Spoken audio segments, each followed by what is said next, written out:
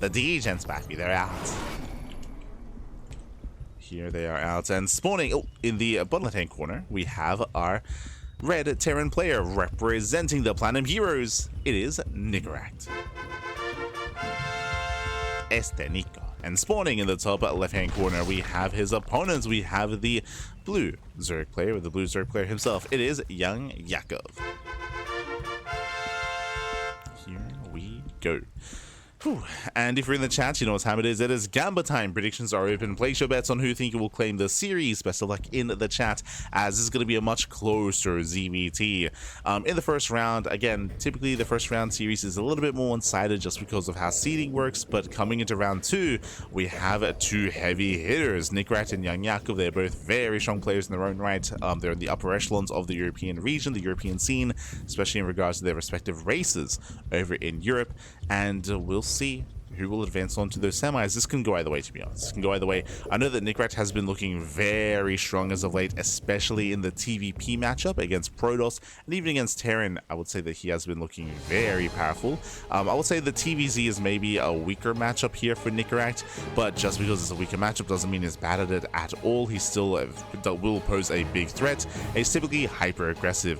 One of the bigger accolades that Nicoract had recently, if you remember, was he took down Shin. Shin versus Nicoract was a crazy series, and Nicoract did bring him down. That was a couple of weeks ago at this point in Sparkling Tunica. So we'll see if Nicoract can replicate that success. Now, to be fair, that was also Shin trying to have fun with the latest patch and trying to rush into muta play and failing to get into mutas. Meanwhile, YoungYakov, I doubt we'll be seeing any mutas from him, as mutas are a very risky way to play. And Nicoract is typically a very aggressive player. Typically very aggressive. So opening up.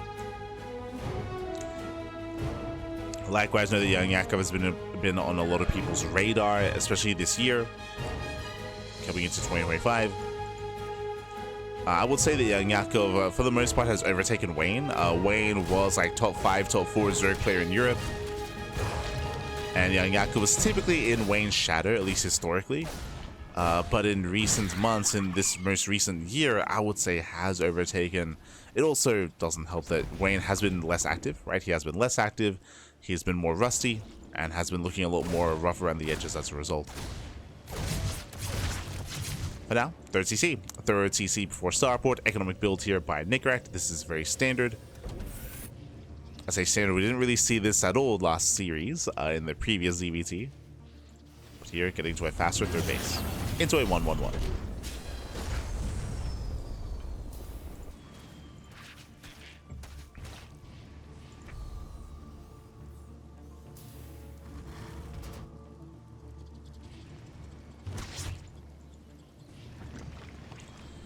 We are building up. Yakov, big investment going into 16 wings.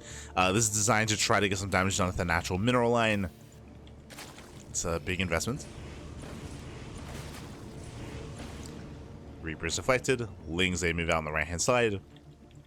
Fan out across the map. And Nicoract, he barely didn't quite take notice. He's building up his Hellions. He's reinforcing. Hellions move out. Lings are moving in. Ooh. Yeah, so Nicoract, he's out of position. Back at home, the mineral line is exposed. It was a risky move here by Yakov, but it is worth it. Yeah, heads into the mineral line. SCVs are going down. Hellions get caught out. And Nicoract, he races back home. He turns back around, he races back home. SCVs are falling. Gonna be 5+ SCV kills, getting the mule as well. Brutal damage. 8, 9, 10, 11 SCVs. Nicoract's economy is crippled, and again, he was out of position. He missed the Ling move out. He gets punished for being active. Hellion goes down, and this is too much. This is just critical damage here early on. Ay, ay, ay. Yeah, 13 SCVs. Gets a Hellion. Does what? 3 Hellions going down, 14 SCVs in total. The Reaper as well. And Yakov coming out ahead. He does come out ahead. You can see Yakov, he has a very comfortable worker lead. 48 drones. Now, the downside of what just happened, of course, is late drones, late saturation, late tech as well. It's going to be a later layer timing. As we hit the 5-minute mark. Gas income was delayed. That's why we get a second gas geyser to catch up. Layer production has begun. So late layer, late tech. But has the boosted economy to compensate.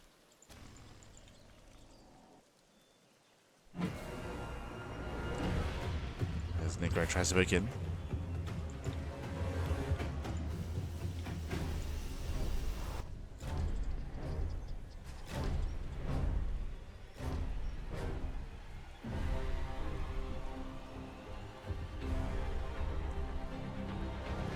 Banshees are moving out.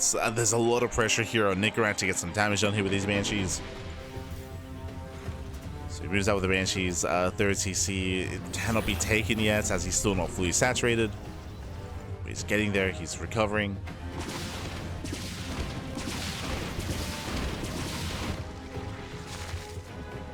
Banshees, they do hit the fourth. And it looks like they can force a cancel. It's a lot of damage being done. We spoke earlier how, like, you know, this we're probably not going to see mutas out of YoungYakov. He's going mutas, but he's also getting to mutas from Elite. Ooh, this is a cancellation. It's a nice cancel on the fourth base. Nice damage here by Nicoract. This is kind of his first step on the road to recovery. But we got a lot of steps to take. We got. It's a nice start, but oh. And Banshees are going to be cornered. Okay, they do break out. Flush transfuse. And trades out a queen for a Banshee.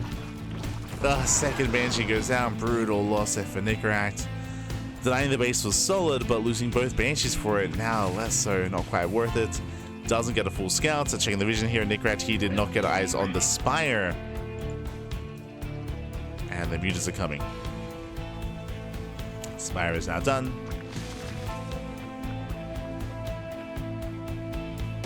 There we go, 9 mutas are on the way.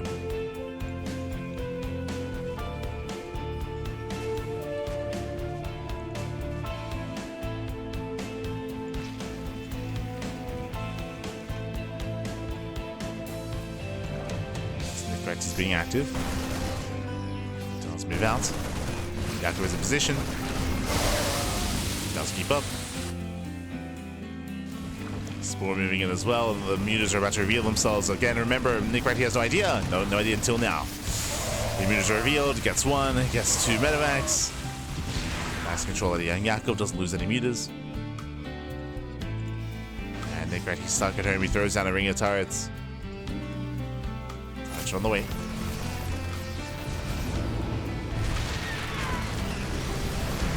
Turrets for production. Ling Bane does rally in. Bailey say, no, they get into the middle line. Massive connections. Ooh, takes down 14 SVT. She gets called, and YoungYakov takes game number 1. GG. Whew. GG, well played. A really rough start for Nicoract, winding it back. Remember, he lost, was it 14 SCVs? Yeah, 13 to 14 SCVs went down at the very beginning of the game to the Ling run-by, to Ling counter-sack. That was just a brutal start. As a reminder, Nicoract, he did barely miss the move out. His Reaper did barely miss the Zerglings. Because of that, he rallied his Hellions across the map. He was out of position. Nicoract, he was out of position. He bled out far, far too much, and with that, he was playing from behind. He was playing from behind. He was trying to play catch-up. He was able to deny the fourth base, which was nice, but again, he still lost the Banshee, so it wasn't worth it anyway. GG. GG, well played. With that, YoungYakov takes the first game, and now we're loading into game number 2. Ooh, and we will be featuring one of the TLMC21 maps here for the first time in today's broadcast. Let's go. Let's go. We're going to be loading into Celestial Enclave. This was our replacement for Maganatha. So replacing a large map with a large map. We go.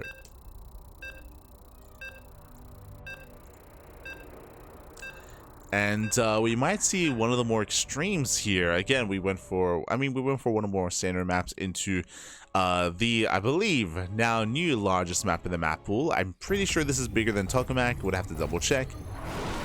Well, let's go. As spawning in the top right-hand corner of Celestial Enclave, we have the Red Terran for the Platinum Heroes down in the series, but we'll see if we can bounce back on this larger map. It is Nicoract.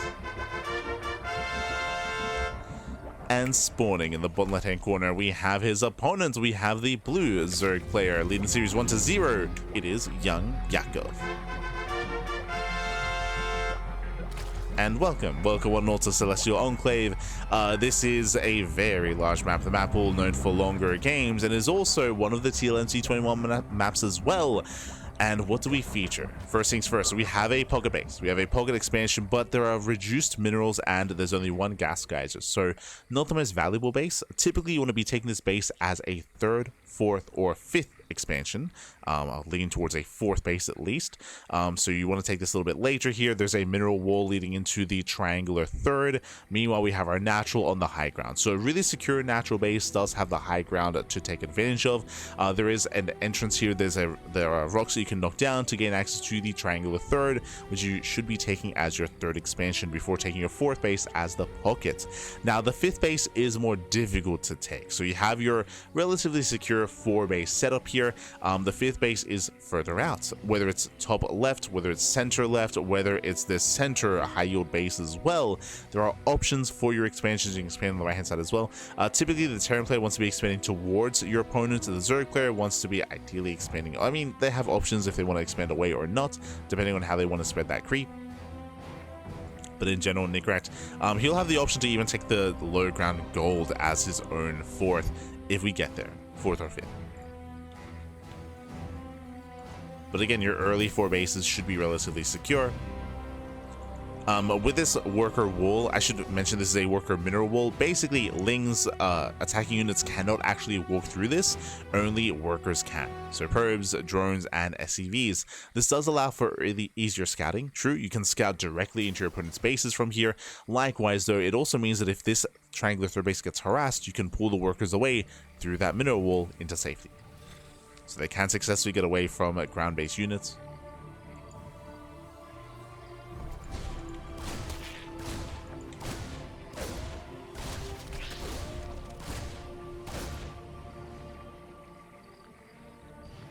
Meanwhile, longer rushes and spike rounds to have that high ground.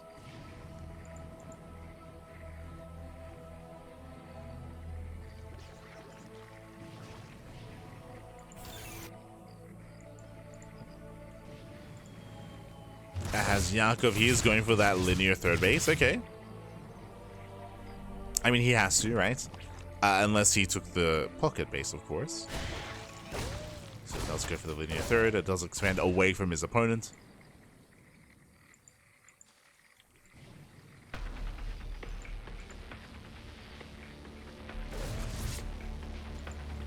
And they're back at home going for a 1-1-1. Okay, you have my attention. Despite the fact that this is a larger map of the map pool, I was expecting a third TC like last game, but no. Faster starport, delayed TC, and we are going into BCs. This looks like BC into mech. Hyper aggressive build here by Nicoract. Overlord scout is attempted, but Marines are in position, and Marines will deny the scout. The Overlord will get eyes on the tech lab at least, but he sees a tech lab being built, not being add-on swapped. This does look like battle cruiser. So typically, if this was a Banshee-based opener, then you'd go for a tech lab on the racks and then go for an add-on swap for faster Banshee production. To go for your fusion core, the reason why you want to delay is because, I mean, you have to wait for the fusion core to finish anyway, so there's no reason to rush into said Banshee play. There's no reason to add-on swap. So Yakov, he has an idea. He has a piece of the puzzle. Back at home, going for the safety Roach Warren. Roach Warren's on the way. Layers being taken. It feels like Yakov is aware. Roaches are going to be more ideal against mech. And again, BC does typically lead into mech. Hellions, they attempt to dive.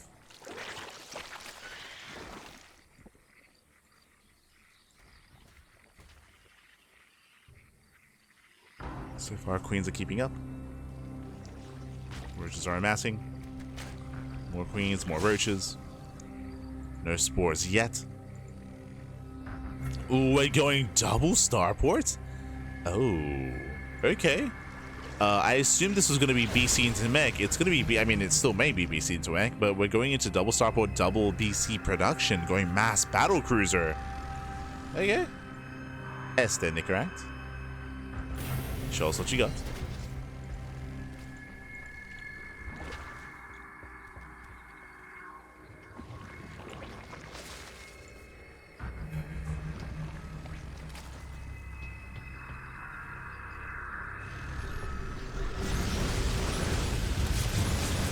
Hellions, they clear up some of the creep.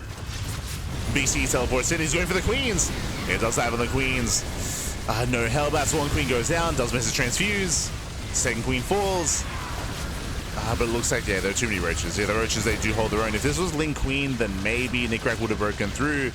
But the scouting was so important, so crucial to allow for these roaches. And Yakov holds. Yakov, he does hold on. It was one more queen, just barely. The other queen goes down. Spyro is on the way, and checking the vision here, we do have the Overseer Scout does confirm the second starport.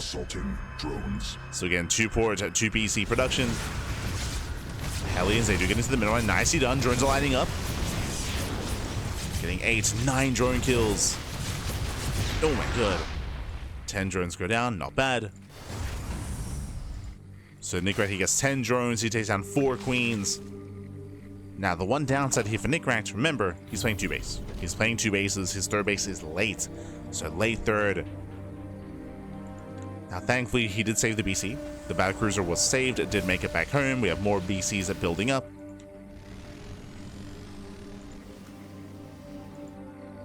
Likewise, YoungYakov getting to his anti-air, getting to his corruptors. And soon, Nicoract can get into his battle mech. His factories are still coming online. Still getting there.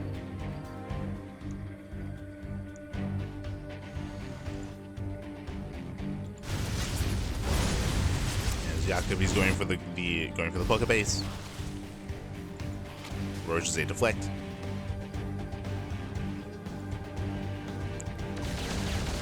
You have 3 BCs headed towards the pocket. Thankfully, they are spotted ahead of time.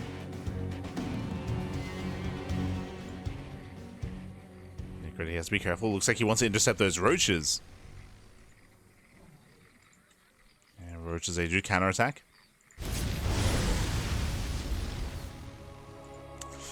Nicoract, he does miss the roaches. They get across the map. SCVs are going down. Brutal damage here for Nicoract. Hellions are the best units here for roaches. The boys are being pulled so much damage. Yeah, 13 SCV kills. Again, the BCs did miss that interception. 13 SCVs. And we have to make this worth it. We have to make it worth it here. As BCs are making their way into the 3rd. Corruptors are across the map. Now we're just rallying roaches. Oof, we're just rallying roaches here. And Nicoract, he doesn't really have much to defend. Hellions, they can't hold their own like this. They need the BCs, and now they teleport. Now they teleport back home. But this is so late. It just wasn't worth it. Nicoract, he was hoping that, okay, like, I'm going to defend with the bare minimum. I'm going to deal economic damage across the map. But it wasn't worth it. And with that, BCs are falling. They just used their teleport. They cannot teleport away. And down go all the BCs. Losing all 3. Again, I'm sure Nicoract, he was also hoping there was a 4th, right? I'm sure he was hoping there was a 4th base in the bottom right-hand corner of the map. I'm sure he was hoping he could at least deny an expansion, but it just didn't quite pan out. GG gets called, and YoungYakov, he will take the series 2-0. He will advance on to the semi-finals. GG. Whew. GG, well played. Congratulations here to YoungYakov, just claiming the series. Shout out to Nicoract for having a very unique build, of course, going double starport mass BC play. A crazy build here, and again, he didn't have the worst start, especially after killing all the drones, especially after killing 4 queens. It was okay damage. Unfortunately, the follow-up, it was brutal here. He happened to move out as roaches were counterattacking, and he bled out so many SCVs, so many Hellions, and his BC move out wasn't quite worth it, referring specifically to the 2nd BC move out. GG. GG, well played with that. Congratulations here to YoungYakov, as it was claiming the series does advance on, and let's catch up on the bracket. Let's figure out where we are and where we are headed. Bam, let's go.